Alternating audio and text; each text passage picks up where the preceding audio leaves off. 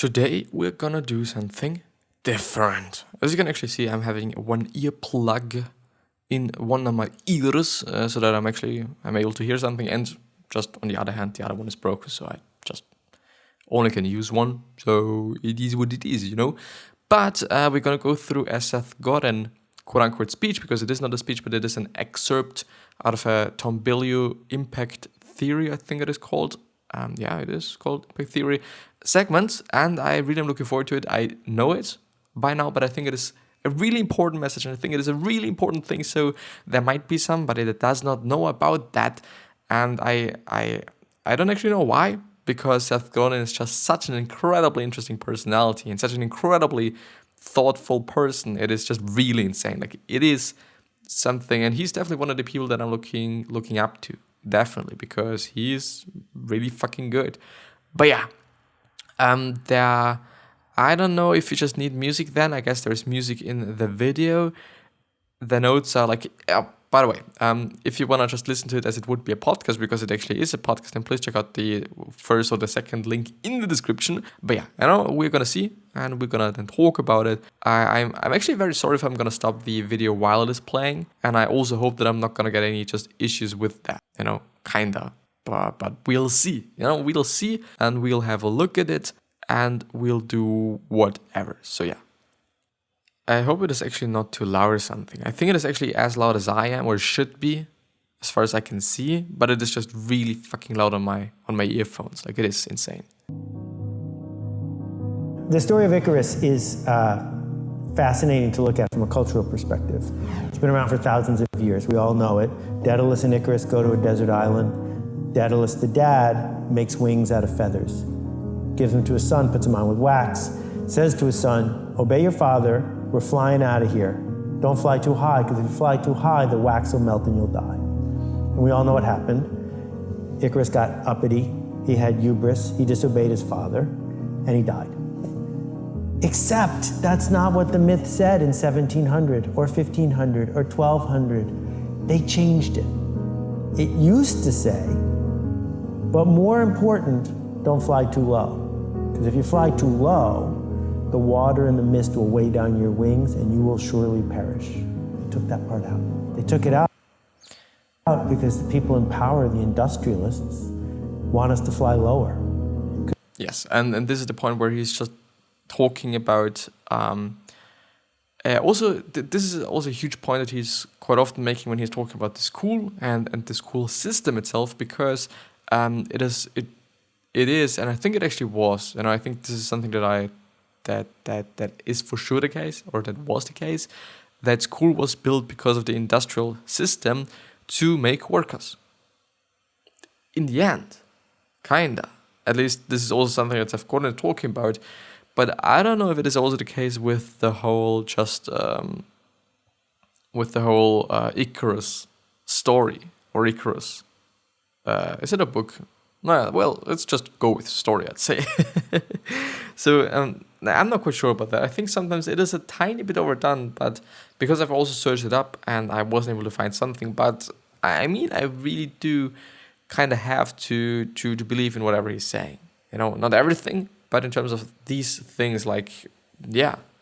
It is also a Wikipedia thing. If you're just Googling the Icarus story, then you're also going to see that that there is a small little section where it says, like, okay, Seth Godin said, blah, blah, blah, blah, blah, that it hasn't been the case for always, but in the 1700s, they just changed the whole story.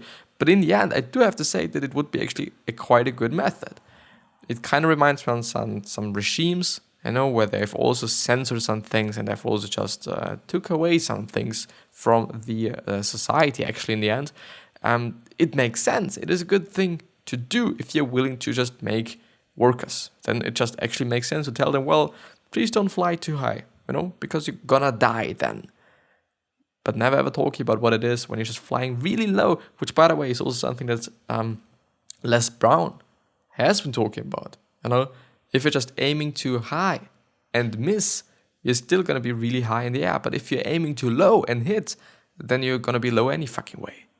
Which is kind of a quote-unquote art there. If you really just try to hit a really high point, then possibilities are really, really, really high that you're gonna just hit something in the middle or maybe in the upper part. It's maybe even going to be in the lower part. But hitting something on the really, really low part is not going to be as likely.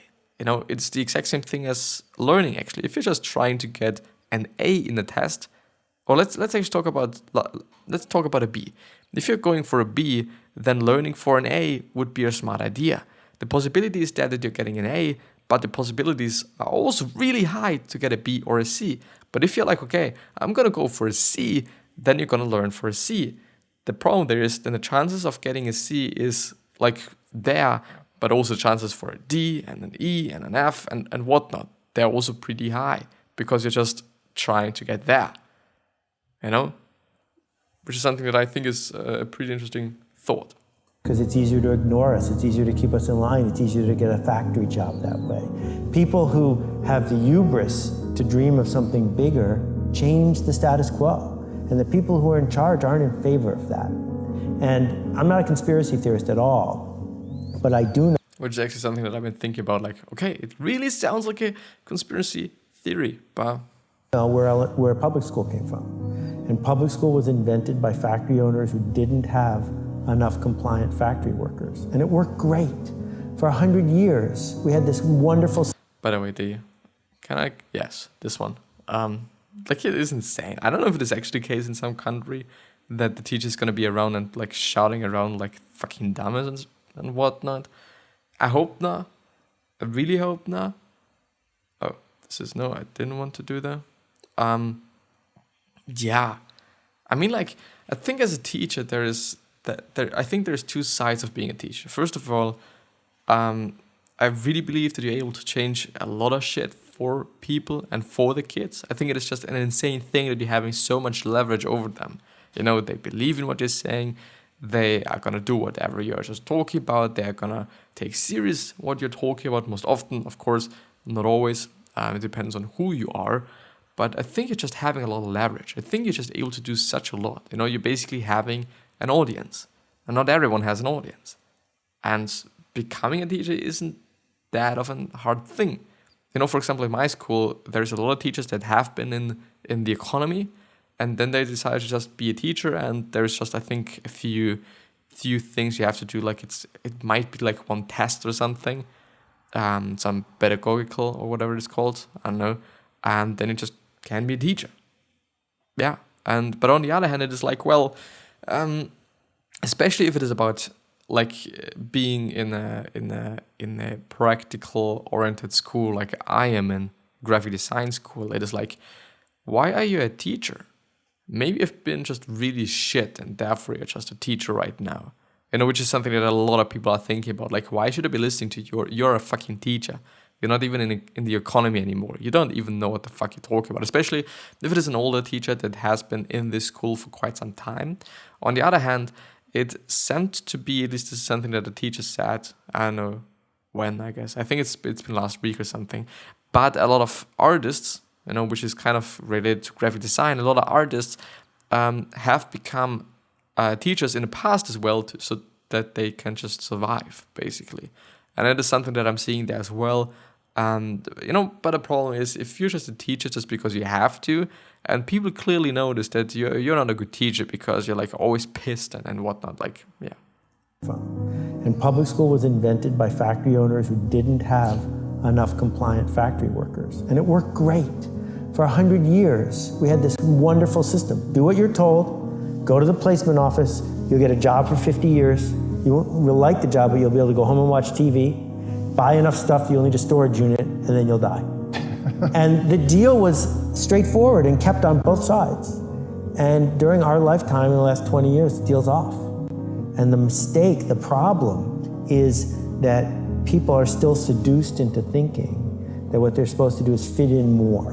And social media has made it worse because there's this whole pack mentality of how do I fit in more, with small bursts of here's one quick tip for a flat stomach and 3 different ways to get rich, and you can learn to flip houses today and be a millionaire tomorrow.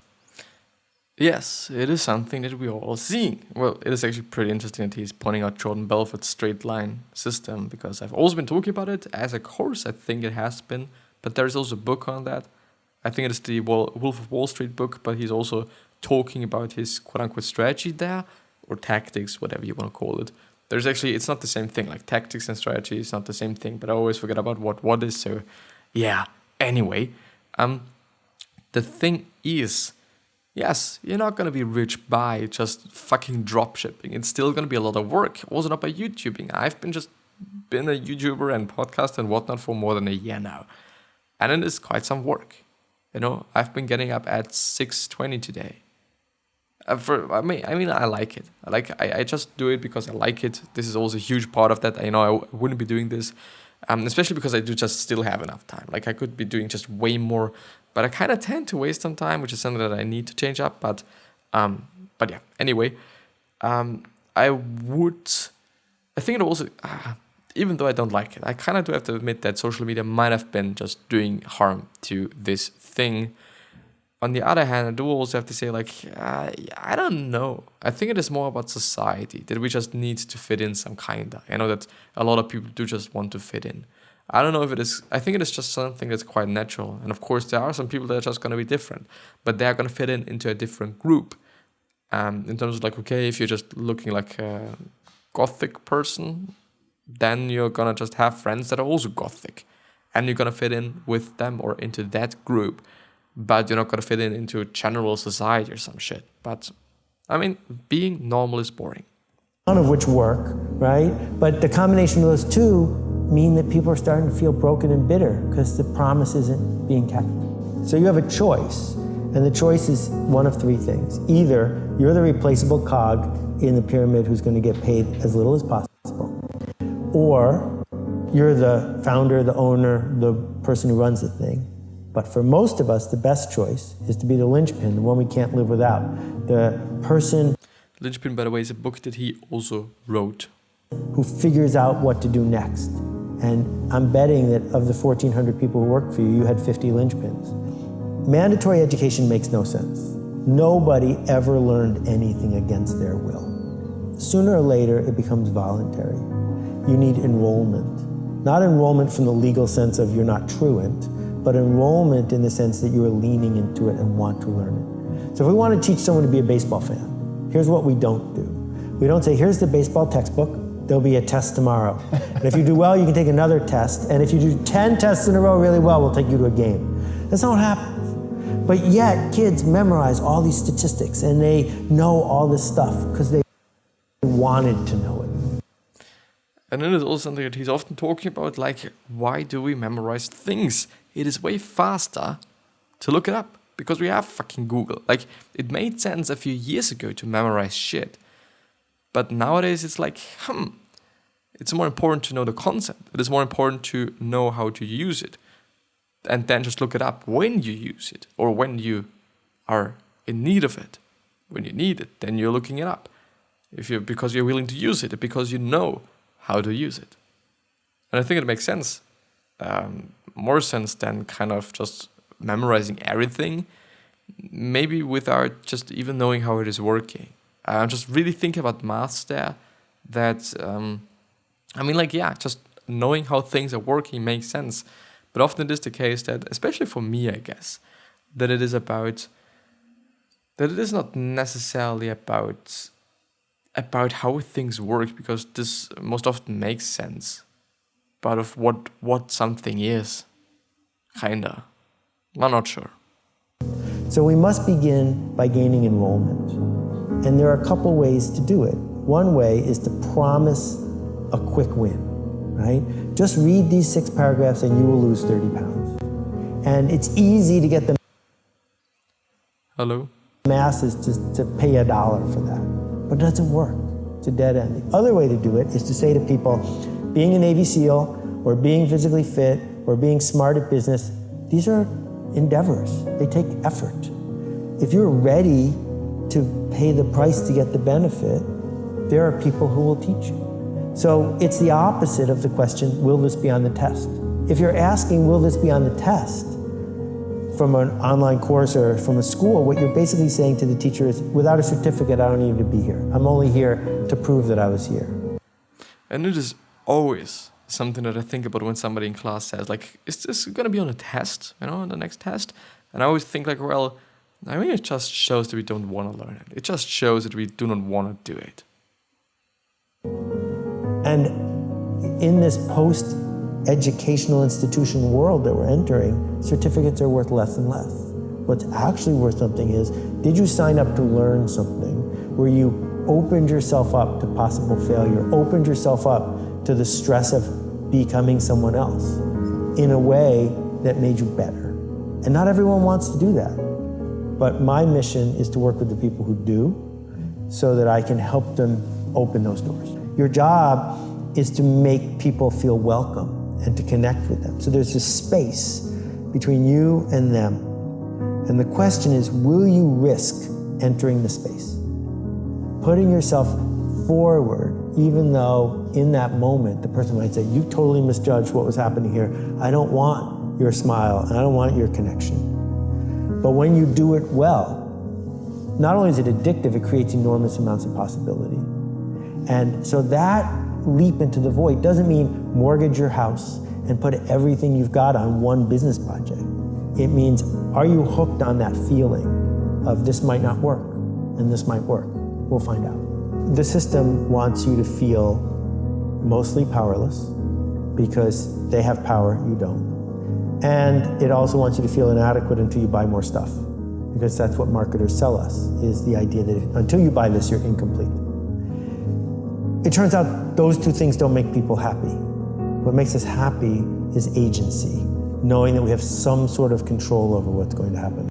Yes, I would say this as well. If we do know that there is a sense of control that we're having over something, over our life, it is fulfilling, I would say. But of course, if you feel like, okay, I am in need of this and that, and I do just need this to work, which is something that I cannot control so that I can do this and that. I mean, it doesn't feel that great, I would say. And he's just talking about such a lot of things, such a lot of interesting things and important things. And also something that he pointed out is like choosing yourself and stepping forward and being the leader and being the one that is just leading the tribe and trying it and going for it, instead of just letting someone choose themselves, instead of, yes. Life. And unfortunately, the economic structure that we live in isn't going to be easy for most people to fix, not in the short run. But what we can fix right now is how we respond or react to what's happening in front of us. And my friend Kat Hoke says you can't be curious and angry at the same time. That's interesting. So you get a choice, right? You get a choice in the traffic jam, you get a choice when you're dealing with an angry clerk, you get a choice with a bureaucrat. And this is a very stoic thought. You know, it is one of the basic stoic thoughts that there is always a reaction to a situation. Like it's not about the situation, it's about the reaction to the situation that is making us do certain things. Because, I mean, now at this point in time, I could also be angry if I choose to. You know, kinda. But I could also just choose to do the natural thing. Or if I'm just in a traffic jam, then of course it might be letting me get angry. But I could also be like, well, you know what?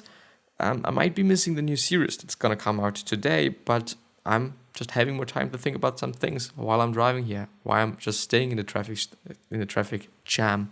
There's a lot of things you can put into the positive when it is actually something that's quote unquote negative, because then there is nothing that's negative. Am I going to be curious about how this person got to this moment, or am I going to be angry at the situation?